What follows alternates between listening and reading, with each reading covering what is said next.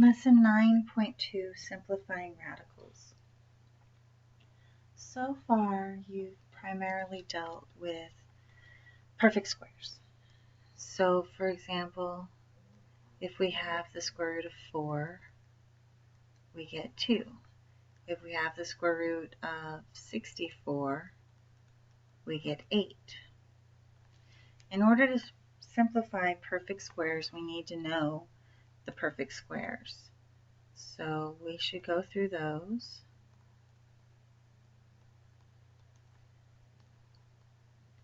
3 squared equals 9, 4 squared equals 16, 5 squared is 25, 6 squared is 36, 7 squared is 49, 8 squared is 64, 9 squared is 81, 10 squared is 100, 11 squared is 121, 12 squared is 144, 13 squared is 169, 14 squared is 196, 15 squared is 225.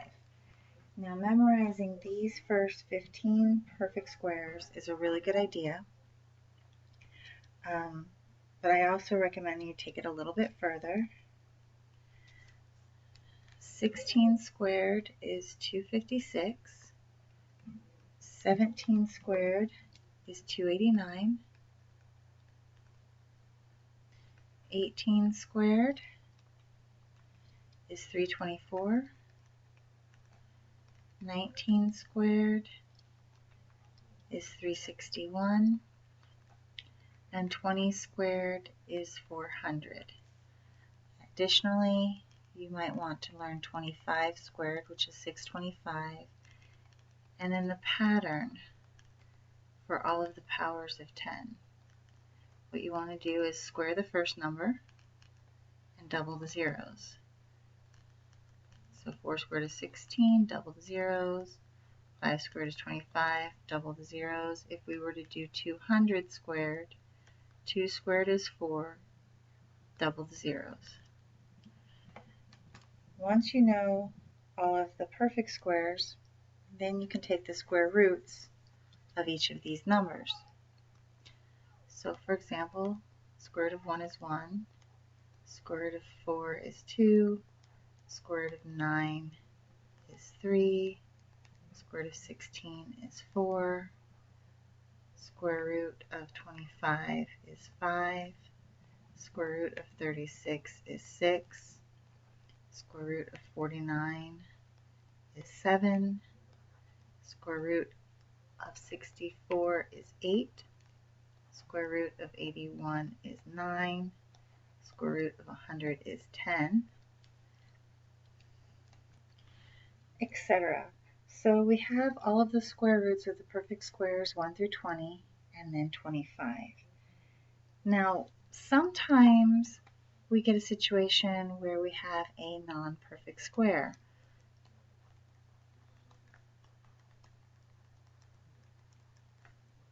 And we still need to simplify these. Now sometimes you are able to put the answer into a calculator and give a decimal, but sometimes you do need to give the answer in the form of a radical. So let's look at one example, the square root of 75. Now 75 is not a perfect square, but we need to simplify this. And what we do when we're simplifying is we look for the perfect square inside the number that we have. Now 75 is 3 times 25, and 25 is a perfect square. So this is equivalent to the square root of 3 times 25, which is the same as the square root of 3 times the square root of 25. So we can take the square root of 25, which gives us 5, and the square root of 3 gets left over. So this is one method if you see the perfect square inside, but sometimes maybe you don't see that. Take, for example, the square root of 108. Now there's a perfect square in there, but maybe I don't see it right off the top of my head. So what I can do is I can create a factor tree. 108 is 2 times 54, and 54 is 6 times 9. 6 is 2 times 3, and 9 is 3 times 3. Now every pair of matching numbers is a perfect square. Now keep in mind, when we take this 108 and make it 2 times 54, the 108 goes away. Then the 54 is 6 times 9, so that goes away. And then the 9 and the 6 go away when we factor those. Now the 3 times 3 is one perfect square. And then this 2 and 2 make a second perfect square. So every time you have a pair, those numbers get to come out. Think of it as that they get to go on a date. If they find somebody that matches them, they get to go out. Anybody that's not a pair gets left underneath the radical. So this becomes 6 radical 3. So let's try a couple more of those.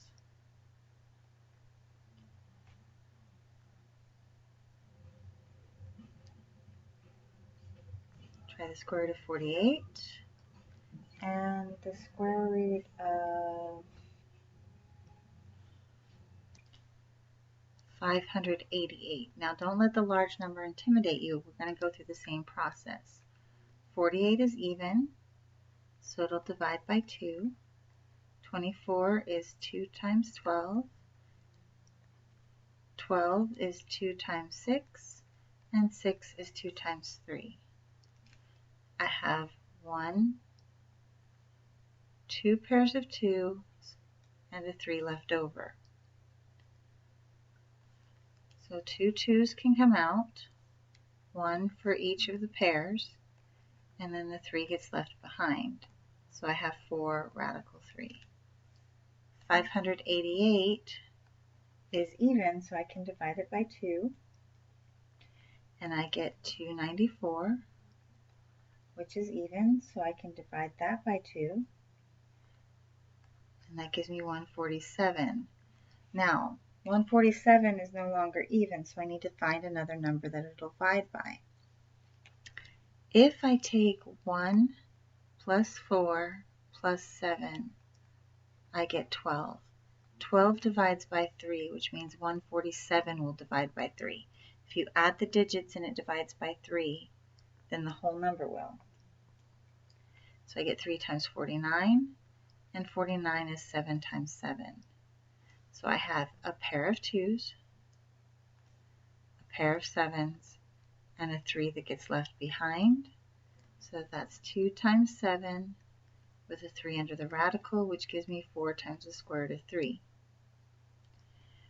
Now we can take this even one step further, and we can add variables. So taking the square root of a variable, or of variables, if I have the square root of x squared, that's x. Well, the square root of x to the third is x squared times x, which gives me this perfect square, so I can bring 1 out and 1 gets left behind.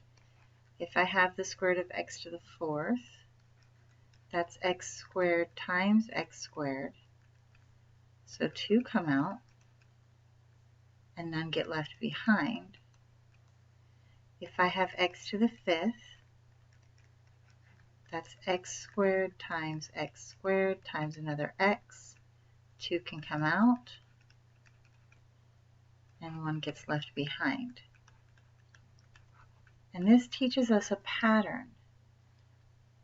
To find the square root of a variable with an exponent, you divide the exponent by 2.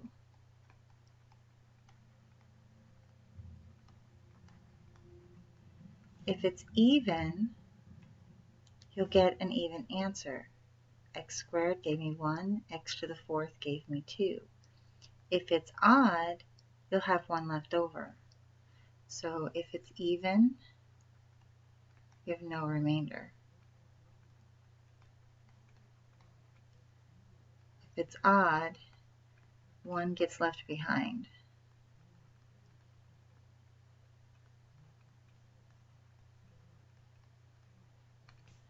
So let's try a couple of these. Let's take the square root of x to the 19th and square root of x to the 42nd and the square root of x to the 217. I'm going to take 19 and I'm going to divide it by 2. 19 divided by 2 is 9, remainder 1. So x to the 19th is going to simplify to x to the 9th times the square root of x. 42 divided by 2 is 21. So the square root of x to the 42nd is x to the 21st. I had no remainder. 217 divided by 2 is, let's fix that, 108, remainder 1. So this will give me x to the 108 with 1 left over. Sometimes we have more than one variable in our square root. When that happens, we divide each of them by 2.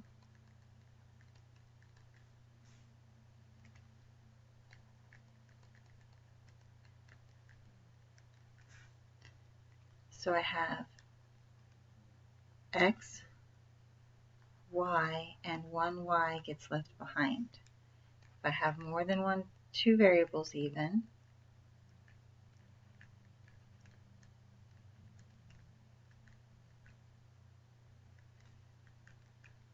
four divided by 2 is 2. 8 divided by 2 is 4. 11 divided by 2 is 5 with 1 left over. Sometimes we'll have a situation where everything leaves something behind, and maybe we have a situation where one or more variables can't come out. 1 divided by 2 is 1/2. I can't bring out a 1/2, so this x has to stay behind. 2 divided by 2 is 1. 13 divided by 2 is 6 with 1 left over. So my x stays behind and one of my z's stays behind. Sometimes you end up with a situation, whoops, sorry about that, where even though you factor, nothing matches. When that happens, this is already simplified.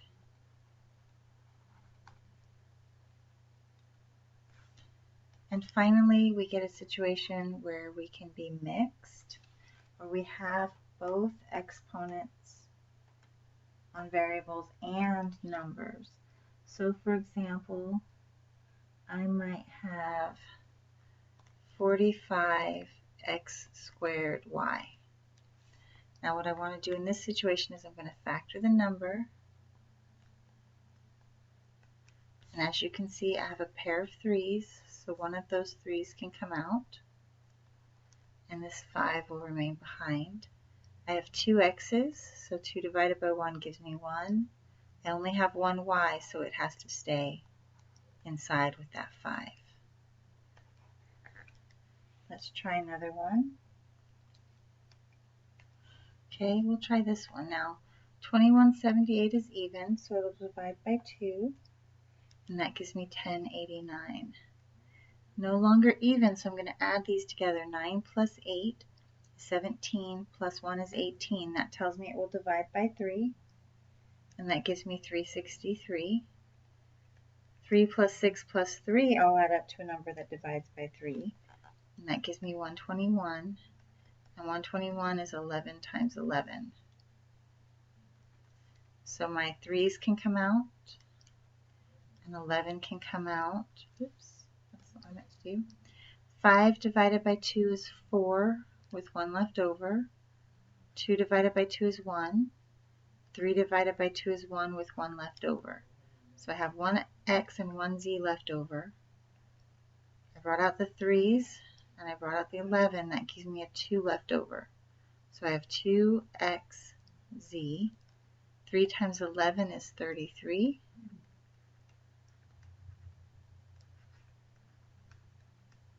And this is my simplified answer. On a final note, if the negative is outside of the radical, this is okay. 27 will factor to 3 times 9, and 9 is 3 times 3. Now this negative that was out front stays. So I have negative 3x times the square root of 3. If the negative is on the inside of the radical, at this point in time we cannot simplify negative square roots.